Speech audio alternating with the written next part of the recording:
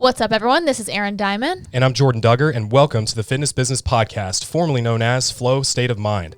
The big question is this: how are online fitness coaches able to build a multiple six or even a seven-figure business like ours, all while getting clients incredible results, escaping the 9-to-5, and remaining massively profitable? That was the question, and this podcast will give you the answers. This is the Fitness Business Podcast.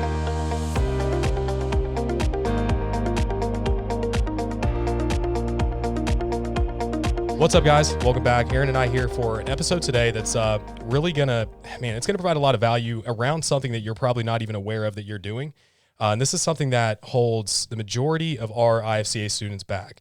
It's not related to anything that you might think, but honestly, this is the number one thing that has to be conquered in order to apply anything that's gonna help you to make more money, to help more clients, to have any sort of level of success. Yeah, and that thing is limiting beliefs that you may be facing. So we're going to talk around like how beliefs are formed, but the most common beliefs we see, and I think that's the first step a lot of times, is calling it out and realizing, man, maybe I am thinking that way. Maybe I'm the one holding me back. So I'm really excited to dive into this because these are the groundbreaking things that really allow us to push through. There's never one single skill that you hear about and then you're like, oh, that's what I needed. It's like we probably already knew we had to get good at sales, or we probably already understood we had to get better at a certain thing. It's when we break through beliefs that allow us to actually grab onto the skills and say, okay, I'm ready to get better now. Yeah, and there's a quote that I heard recently. I can't remember where I heard this, but it's that you'll never outperform your own beliefs. And it's really powerful, right? And I think we could start in by telling Erin's story that I got to witness that is also relative to this other frame I want to share. So we've been raised to believe that you have to work hard to make money. And certainly there are times when this is true. But the real secret is that you have to take huge, uncomfy risks. And you have to do stuff you've never done before to make yourself visible and to acknowledge your own. So the biggest thing that I want to go back to is when Erin and I were just starting to work on fitness businesses together. And I was involved in Erin Diamond Fitness at the time a little bit, and we were trying to grow that company. And at the time it was doing, I want to say around $350K a year. It was Erin, Lauren, it's basically it, right? And we were looking at the company and trying to figure out how we were going to grow it. And our first instinct was, well, we need more clients. We need to drive more clients. And we had this big fear around, and we also were like talking to different mentors, and Erin had taken a couple different calls. We were in a mastermind and everybody was talking about how we need to raise prices.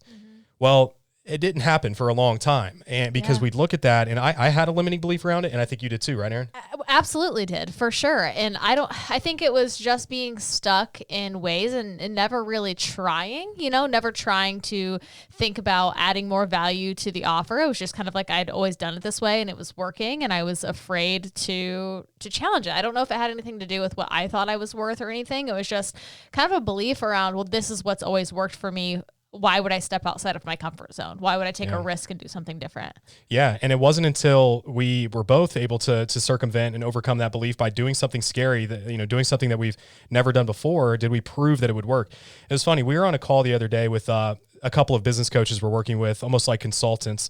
And I can't remember what the thing that I brought up was, but he's like, right away, he's like, that's a limiting belief. And then he just continued on. Do you remember what the actual topic was? Man, I'm trying to think. About bringing. So we have about 5 jobs we're going to bring on the IFCA side, which you guys will get more details about soon. And we were saying we have to bring these people in part-time. And he said, I think that's a limiting belief. I think they're going to be able to go full-time. Yeah. And it was like right away, which is funny because we're at a higher level. And so he knows that. So all he has to do is say, yo, that's a limiting belief. Yeah. He doesn't. Well, we were having this conversation the other night, and the reason he can say that is because we've already gotten over so many limiting beliefs. You can't just say that to someone who's never squashed a belief. They're like, what the fuck? What are you talking about? But once you get over like raising your prices or doing something, it's like, oh yeah, I'm sure I have a million of those. Please help me point them out. Please find those blind spots for me. Yeah. And it was really funny because we see this all the time in clients we work with. And some of the early beliefs that we have to help clients get over are usually around worth, value, the fact that they can even do this as a career. The fact that am I good enough, or I'm not worth X amount, or, nobody.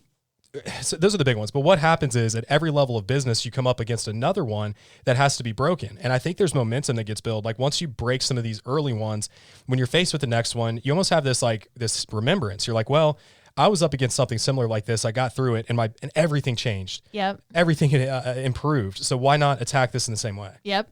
Why don't we just jump in with like where limiting beliefs are formed, like how these things come to be? And there are a few different areas that limiting beliefs are formed. A lot of them come from experiences that were lived by the person himself or herself, leading to certain blocks. And these are like personal beliefs that get formed through an experience.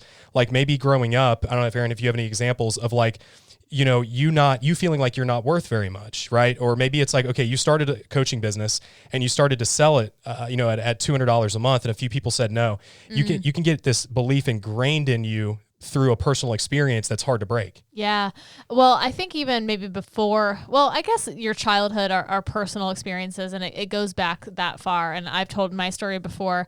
And when it comes to beliefs around myself and kind of what I can do in my own capacity, I really feel as though I had like a running start in life, because you got to experience it the other night when we were out to dinner with my parents, and I forget what we were talking about. Oh, but you were like, was Erin a good softball player? And my mom's like, she's the best. Like, she didn't skip a beat. There were several things that came up like that, and she just wholeheartedly is like, Erin can do anything. Yep. And so I firmly believed that. So when it came to really whatever college I wanted to get into, starting a business, like whatever, into my early adult life, it was just like, okay, I'm just going to do that. Just like I've done everything else. I've had no evidence to tell me I can't do something, right?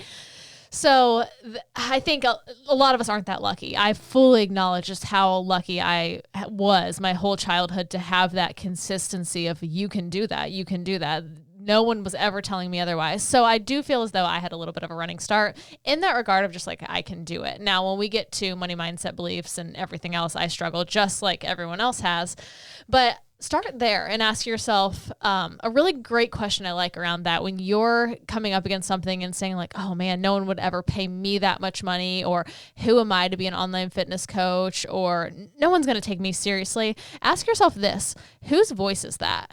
Because before it became your story, you heard it somewhere else. It started somewhere else, whether it was a friend or maybe like a toxic relationship or a parent who was dealing through their own shit. Maybe they were doing the best that they could, but they were saying things like that to you. So paying attention there. So Jordan had mentioned how beliefs are formed, and we started talking about personal beliefs based off experiences.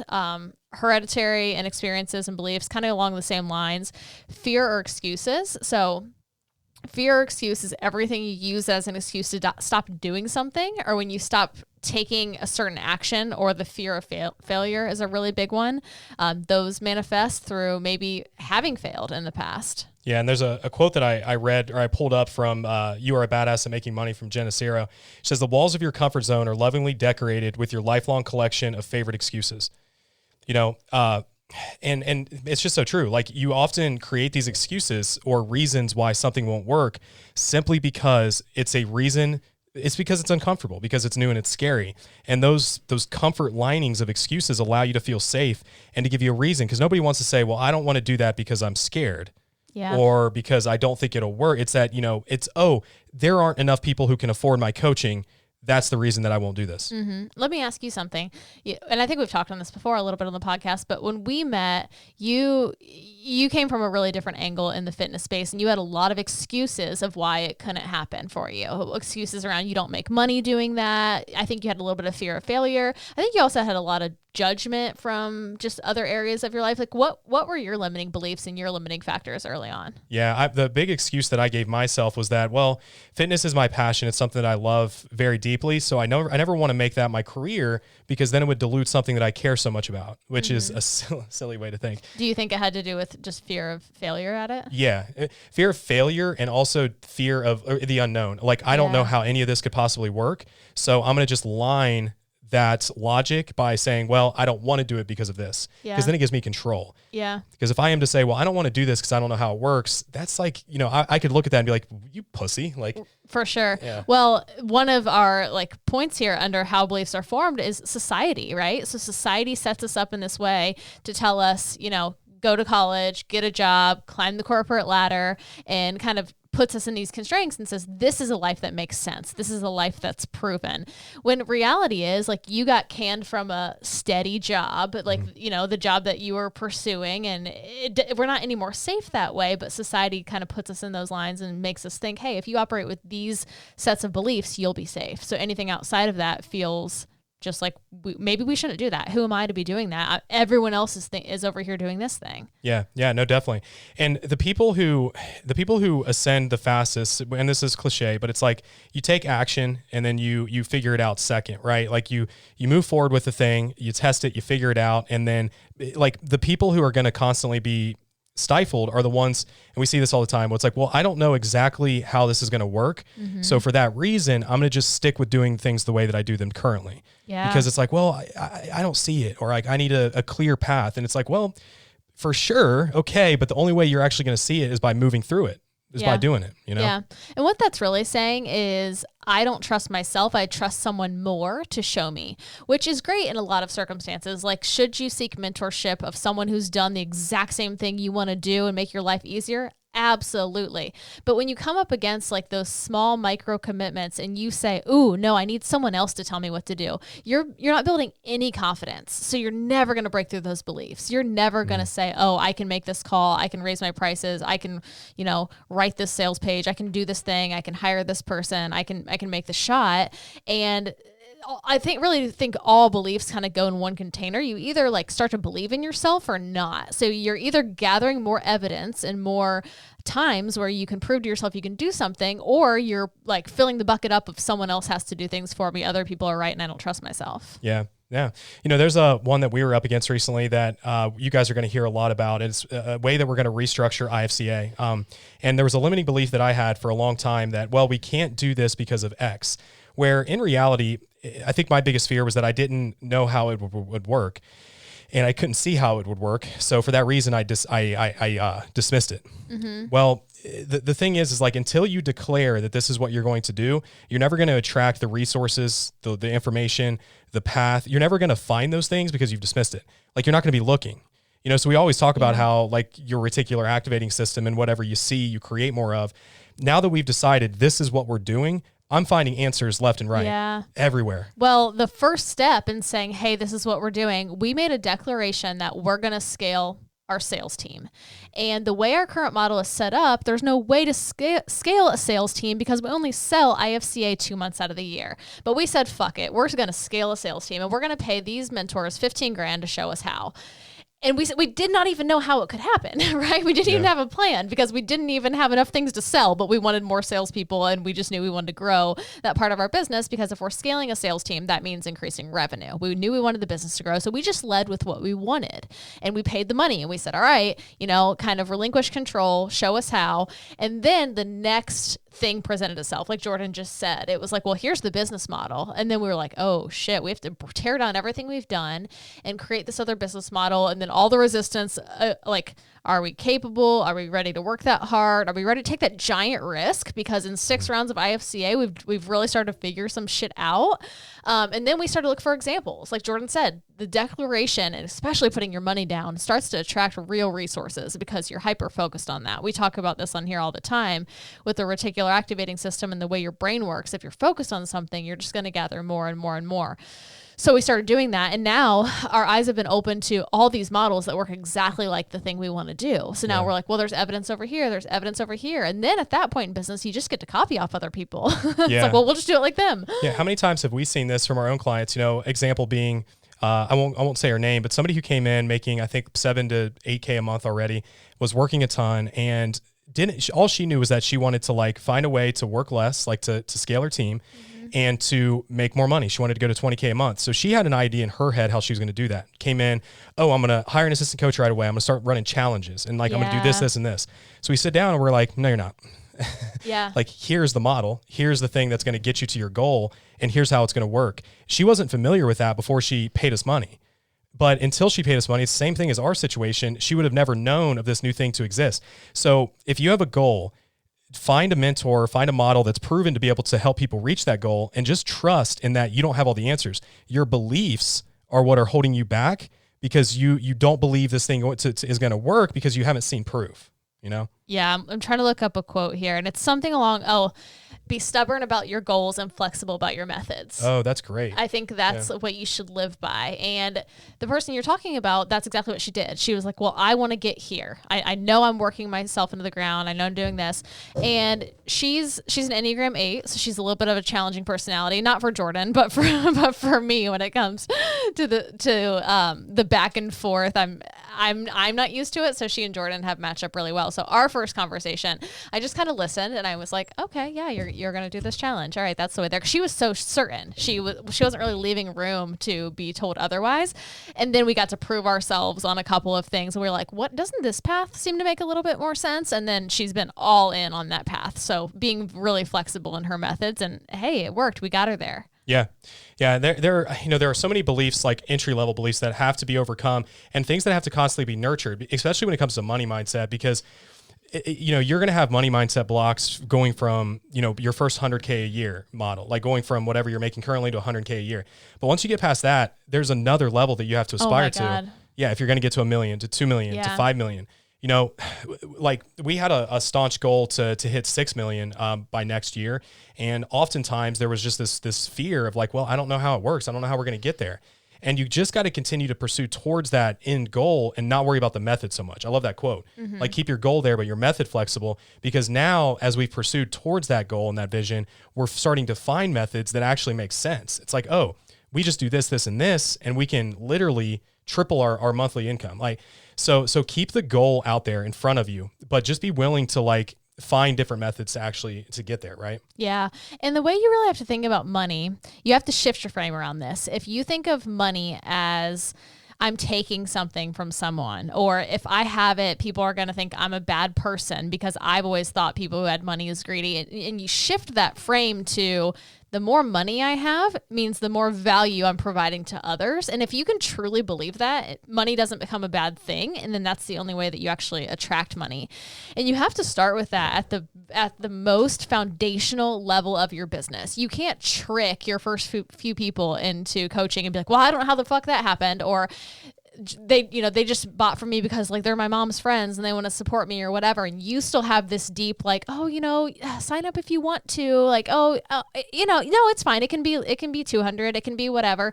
And you still kind of have this, oh, it feels bad, but somehow people are still paying me. You're never, ever going to ascend to that next level, because I'll tell you what your next block is. It's going to be the money that's going out, the money that you're spending.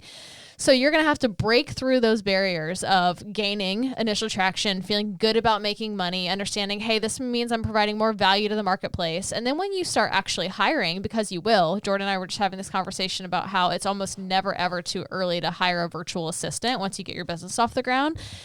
Then you can shift into like, I'm providing jobs and I'm providing opportunity for people. And let me tell you what, the level that we're at, if we dumped those problems on many of our IFCA students with having payroll of around $80,000 a month, talk about freaking money mindset, dude. 5 years ago, I was terrified to, pay for anything, pay for mentorship, pay for anything that could help me, outsource absolutely anything. I was doing everything in the business. And now here we are providing 20 jobs and a really large payroll every month. Yeah. Just with belief that, hey, we're providing so much value, so much opportunity to so many people. Yeah. Yeah. It's scarcity around money is such an important thing to hit on. There's a quote that I love. It's, fixed versus growth mindset. It often comes back to that. So a fixed mindset thinks, well, how do I hold on as much money as possible? How do I just let my bank account continue to rack up? Like, how do I just hoard cash? Whereas a growth mindset really thinks, well, how do I strategically use my money to maximize opportunity? Broke people will often spend time to save money, whereas rich people will spend money to save time, because they understand that with time, you can make exponentially more money than you can by just hoarding on to that money. Yeah. So you got to break past this. And I'm glad you mentioned this to Aaron, or you mentioned this, Aaron, is that a lot of people have this like idea that only greedy people are the ones that actually will acquire wealth. Whereas in reality, it's the ones who are most abundant, the ones who are willing to spend, to put money back into the marketplace, to grow their skills, to grow their network and their opportunities, that it creates this cyclical effect. If you grow a business, you can actually create jobs and create wealth and create income. You're not taking anything from anybody. It comes down to giving more value, creating value. If you really believe that money is simply the result of creating value and helping people improve their lives, you'll have much more empowering beliefs that are going to allow you to earn more money. But if you are constantly thinking, well, in order for me to make money, I have to take from someone, you're going to constantly be stuck. Yeah. I did a really good podcast recently with Casey Joe. It's probably a few episodes back where we talked all about fixed mindset versus growth mindset. And if this is resonating with you in any way, go back and listen to that, because fixed mindset and growth mindset, it's not something that you either are or you aren't. So when it comes to money, if you hold this belief now that's like, all right, if I hold on to as much money as possible, if I save it, if I keep it, then I can have more of it. You can shift that into full understanding of like, oh, what if I took this portion of it and invested it in a person to buy my time back? Or what if I invested it in a mentor who's already done what I want to do? And really for me, I was like the most fixed mindset period. I had a $30 a week grocery budget at the store. I was so like every freaking penny I can save, because I was just terrified that no more was going to come in. I grew up very low middle class. The house I grew up in was like, cost my parents like $60,000. I was told no all of the time, when even just like going out to eat with my friends, like for if I could have $10, it was always no, always there's not enough. So for me, it was like, okay, so when I get some, I have to keep it, because there's not enough and this could just be taken away from me. And that's just really not how money works. So the first time you get over that and make that investment and really go all in because money is important to you, and you say, okay, I'm paying $5,000 for this thing, I'm going to get a return on it, and you get the return on it, and then you say, the more I put out there, the more comes back to me. And that's when the belief has really shifted. Yeah.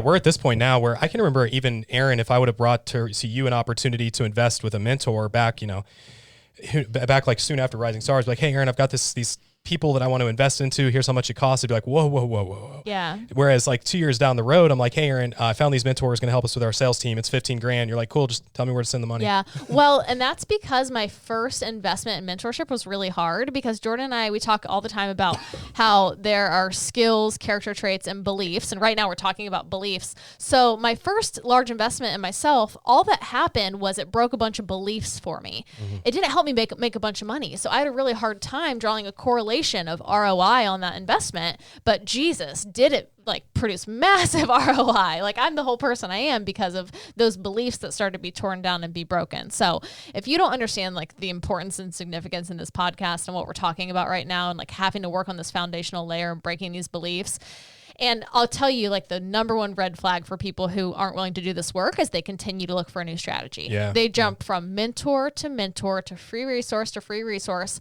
just looking for the next thing. And you need to fix yourself. You need to fix that voice in the back of your head saying, I'm not worth that amount of money, or this seems sleazy, or who am I to do this, or people would never pay me. Because you're right. Like that voice is completely right. And until we can get over that hurdle, then it doesn't matter what strategy you use. I'm glad you said that. I think that is a huge thing that a lot of coaches, they get some wins from free stuff, right? They implement a few things and they make some money, and then they think, well, this works, I'm just going to continue to do this. So they're looking for free strategy, like free information. And then they hit this point where their business is falling apart and they're overwhelmed and nothing's working, because here's why. Because you gained some skills and some tactics, but you didn't break any beliefs.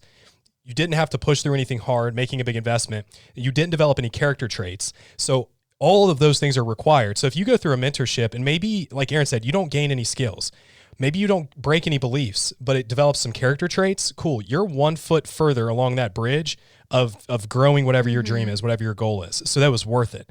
So it's not always a situation where you're going to acquire character traits, belief, and skills. Everything's going to come together. You build a massive business in 12 weeks.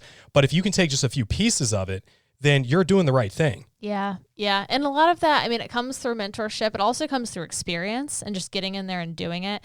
Jordan and I, we play this little card game on date nights. And one of the questions was around, what do you think my biggest, it wasn't biggest area of growth, but that's what we turned it into. It was like my biggest achievement over the last few years, but we ended up turning it into areas of growth. And mine that I said to you, if you recall, was, you've always had the skills and you've always been so smart and you've always been able to do anything. Like you could have handled the business we have now 3 years ago, just like out of sheer intelligence, but you've developed the character, because we're flashing back to different stressful instances in our business and just ways that you would react. And I'm just telling through the lens of you. I'm sure it was the exact same way. It's just easier for me to like observe you than it is observe myself. Yeah. So we were kind of flashing back to different instances, and I'm like, you're just like a stronger willed man now. Like you just take those things on your shoulders. And that's what we mean by character. Yeah. Within IFCA, we're having a lot of our students hire their first VA or,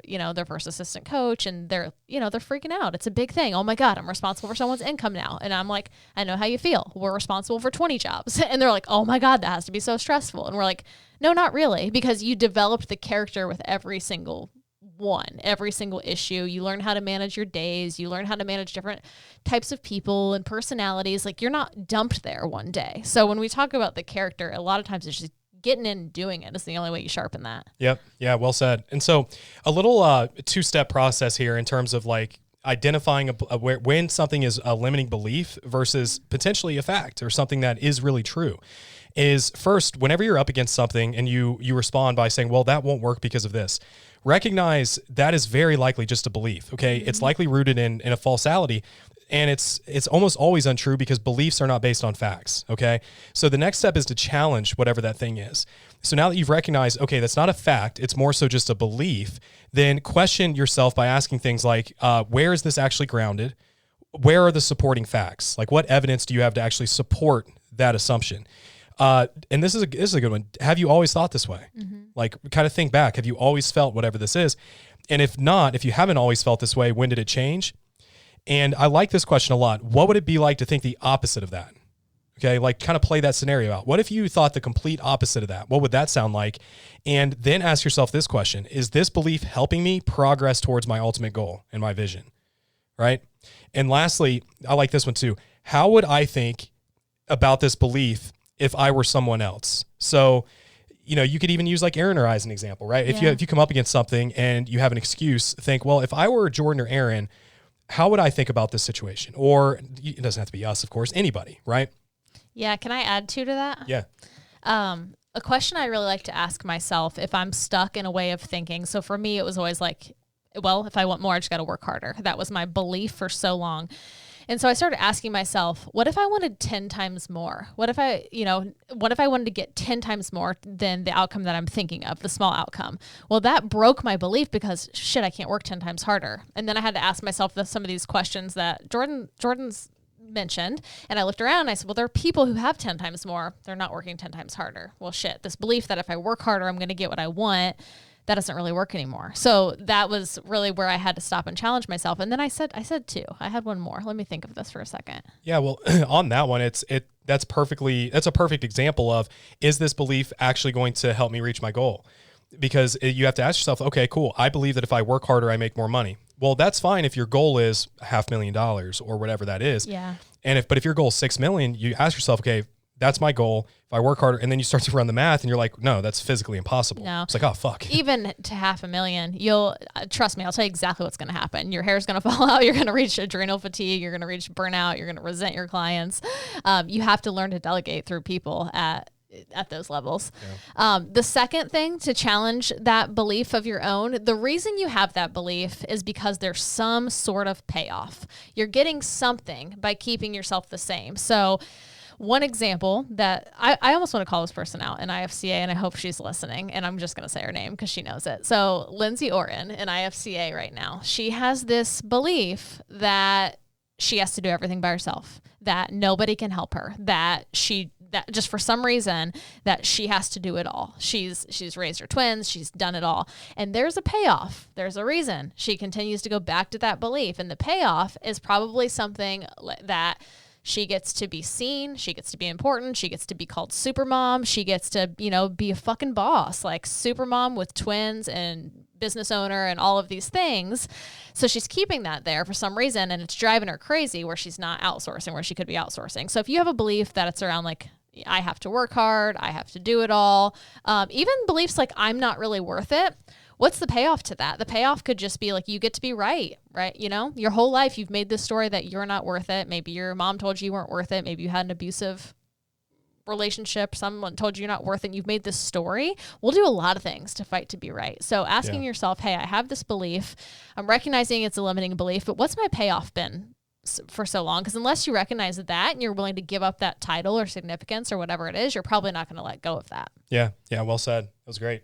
Well, hey guys, hopefully this challenged some things that you're currently working through, right? Just ask yourself the question, what is it that I'm moving towards? What's my goal? And then ask yourself, okay, well, why aren't I doing it? What's stopping me? What's the first thing that comes up? What's the first excuse or reason that says that? And then start to analyze that reason. Right? Go through the questions we shared and share it with us even. Like shoot us a DM, shoot Aaron or I a message. And if this was valuable, make sure to tag us, put it on your story, let us know what you thought, and we will see you next time. We appreciate you listening. See you guys. Thank you so much for listening. And if you found this episode valuable, here are 4 ways that we can help you start or grow your business for free. So first, follow Impact Fitness Coaching Academy on Instagram, where we share daily tips, strategies, and tactics to help you sign more clients and grow your business. Secondly, if you'd like to receive our free content planner for online coaches, hundreds of prompts, templates, and systems to attract more leads and close those leads, just go to impactfitnesscoachingacademy.com/content calendar. And third, if you would like to learn exactly how we would rebuild our 7-figure online coaching company from the ground up, including every single step, go to www.impactfitnesscoachingacademy.com/audiobook to download our free audiobook 100% for free. Lastly, if you would, please leave us a 5-star rating and a review in iTunes. It takes less than 2 minutes, and this will really help us gain access to more influential people and business leaders and fitness experts to bring that lesson and those lessons and education back to the show. Thank you guys again, and we'll see you on the next episode.